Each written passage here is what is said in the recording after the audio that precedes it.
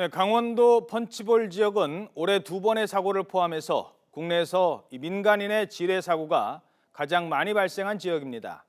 하지만 군은 지뢰 제거 작전을 한 번도 벌인 적이 없습니다. 이 지역이 민간인 통제선 위에 있기 때문이라는 건데요. 실제로는 검문 없이 관광객이 수없이 드나들고 있는 지역이라 민간인이 지뢰 위험에 노출되는 결과만 낳고 있습니다. 김수진 기자가 보도합니다.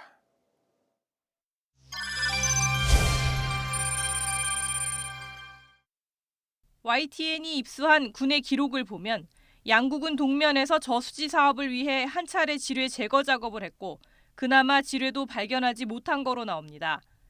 정작 피해자가 많이 나온 해안면 펀치볼에서는 지뢰 제거 작전을 시행한 적이 없습니다. 군 당국은 민통선 이북의 지뢰지대 관리 지침을 들어 펀치볼 지뢰 제거에 난색을 보이고 있습니다. 민북 지역에 대한 지뢰 제거는 군사적인 목적에 따라서 좀 판단을 하게 돼 있습니다. 그래서 그 부분에 대한 것은 앞으로 검토가 이루어질 텐데. 하지만 펀치볼은 민통선 구역 중 예외적으로 검문 없이 출입할 수 있어 관광객이 계속 늘어나고 있는 상황. 올해도 외지인 2명이 지뢰 사고를 당했는데 군의 논리는 앞으로도 관광객과 해안면 사람들을 지뢰 위험에 노출하겠다는 뜻이나 마찬가지입니다. 공공사업 계획이 없으면 지뢰 제거 사업을 할 수 없다는 합참의 관리 지침은 개발 사업이 없으면 국민 안전도 뒷전으로 미루는 결과를 낳았습니다.